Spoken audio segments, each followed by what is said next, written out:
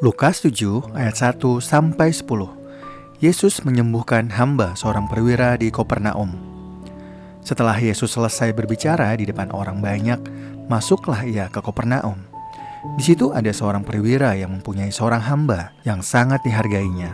Hamba itu sedang sakit keras dan hampir mati.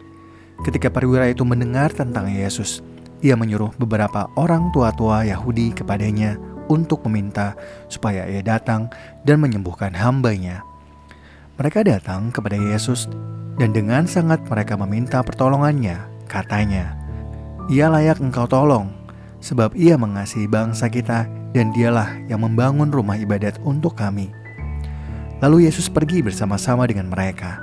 Ketika ia tidak jauh lagi dari rumah perwira itu menyuruh sahabat-sahabatnya untuk mengatakan kepadanya, "Tuan, janganlah bersusah-susah, sebab aku tidak layak menerima Tuan di dalam rumahku.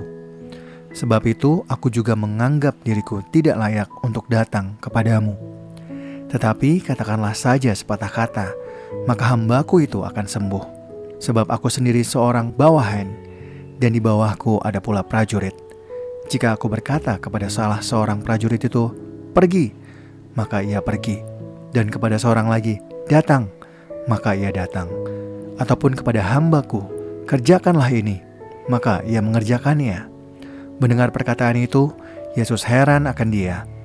Dan sambil berpaling kepada orang banyak yang mengikuti dia, ia berkata, "Aku berkata kepadamu, iman sebesar ini tidak pernah aku jumpai, sekalipun di antara orang Israel." Setelah orang-orang yang disuruh itu kembali ke rumah, mereka dapati hamba itu telah sehat kembali. Lukas 7 ayat 11-17. Yesus membangkitkan anak muda di Nain.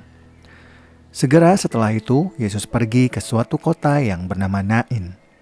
Murid-muridnya pergi bersama-sama dengan dia, dan juga orang banyak menyertainya berbondong-bondong. Setelah ia dekat pintu gerbang kota, ada orang mati diusung keluar, anak laki-laki, anak tunggal ibunya yang sudah janda. Dan banyak orang dari kota itu menyertai janda itu. Ketika Tuhan melihat janda itu, tergeraklah hatinya oleh belas kasihan. Lalu ia berkata kepadanya, "Jangan menangis." Sambil menghampiri usungan itu, ia menyentuhnya. Dan sedang para pengusung berhenti, ia berkata, "Hai anak muda, aku berkata kepadamu, bangkitlah." Orang itu pun bangun dan duduk, serta mulai berkata-kata. Lalu Yesus menyerahkannya kepada ibunya. Semua orang itu ketakutan dan mereka memuliakan Allah sambil berkata, "Seorang nabi besar telah muncul di tengah-tengah kita, dan Allah telah datang untuk menyelamatkan umatnya." Lalu tersebarlah kabar tentang Yesus di seluruh Yudea dan di seluruh daerah sekitarnya. Lukas 7 ayat 18-35. Yesus dan Yohanes Pembaptis. Ketika Yohanes mendapat kabar tentang semua peristiwa itu dan murid-muridnya, ia memanggil 2 orang dari antaranya dan menyuruh mereka bertanya kepada Tuhan, "Engkaukah yang akan datang itu? Atau haruskah kami menantikan seorang lain?"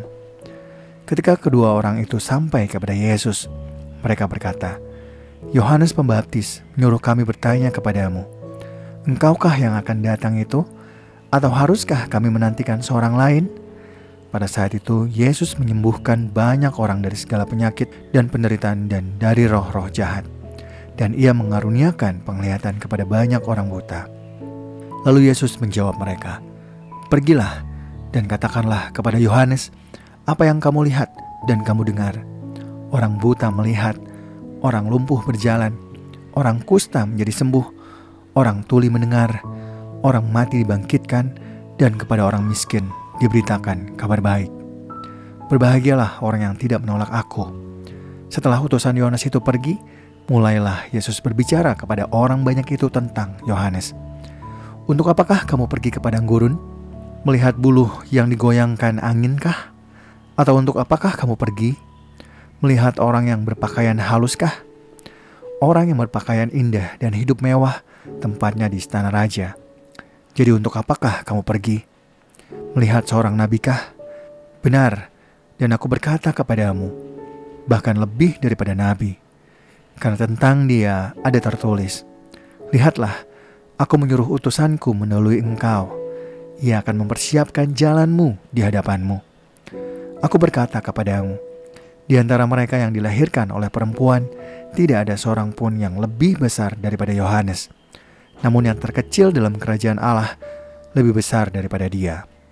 Seluruh orang banyak mendengar perkataannya, termasuk para pemungut cukai, mengakui kebenaran Allah karena mereka telah memberi diri dibaptis oleh Yohanes. Tetapi orang-orang Farisi dan ahli-ahli Taurat menolak maksud Allah terhadap diri mereka karena mereka tidak mau dibaptis oleh Yohanes. Kata Yesus, dengan apakah akan kuumpamakan orang-orang zaman ini dan dengan apakah mereka dapat disamakan? Mereka itu seumpama anak-anak yang duduk di pasar dan yang saling menyerukan, kami meniup seruling bagimu, tapi kamu tidak menari. Kami menyanyikan kidung duka, tetapi kamu tidak menangis. Karena Yohanes Pembaptis datang, ia tidak makan roti dan tidak minum anggur. Dan kamu berkata, ia kerasukan setan. Kemudian Anak Manusia datang, ia makan dan minum. Dan kamu berkata, lihatlah, ia seorang pelahap dan peminum, sahabat pemungut cukai dan orang berdosa. Tetapi hikmat dibenarkan oleh semua orang yang menerimanya. Lukas 7 ayat 36-50. Yesus diurapi oleh perempuan berdosa. Seorang Farisi mengundang Yesus untuk datang makan dengannya. Yesus datang ke rumah orang Farisi itu, lalu duduk makan. Di kota itu ada seorang perempuan yang terkenal sebagai seorang berdosa. Ketika perempuan itu mendengar bahwa Yesus sedang makan di rumah orang Farisi itu, datanglah ia membawa sebuah botol pualam berisi minyak wangi. Sambil menangis, ia pergi berdiri di belakang Yesus, dekat kakinya, lalu membasahi kakinya itu dengan air matanya dan menyekanya dengan rambutnya. Kemudian ia mencium kakinya dan meminyakinya dengan minyak wangi itu. Ketika orang Farisi yang mengundang Yesus melihat hal itu, ia berkata dalam hatinya, jika ia ini nabi, tentu ia tahu siapakah dan orang apakah perempuan yang menyentuhnya ini. Tentu ia tahu bahwa perempuan itu seorang berdosa. Lalu Yesus berkata kepadanya, Simon, ada yang hendak kukatakan kepadamu. Saud Simon, katakanlah guru. Ada dua orang yang berhutang kepada seorang yang membungakan uang. Yang seorang berhutang 500 dinar, yang lain 50. Karena mereka tidak sanggup membayar, maka ia menghapuskan utang kedua orang itu. Siapakah di antara mereka yang akan lebih mengasihi dia? Jawab Simon, aku kira dia yang paling banyak dihapuskan utangnya. Kata Yesus kepadanya, betul pendapatmu itu.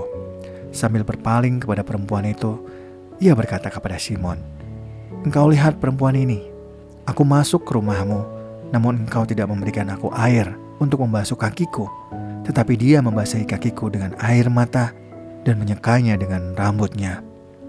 Engkau tidak mencium aku, tetapi sejak aku masuk, ia tidak henti-hentinya mencium kakiku.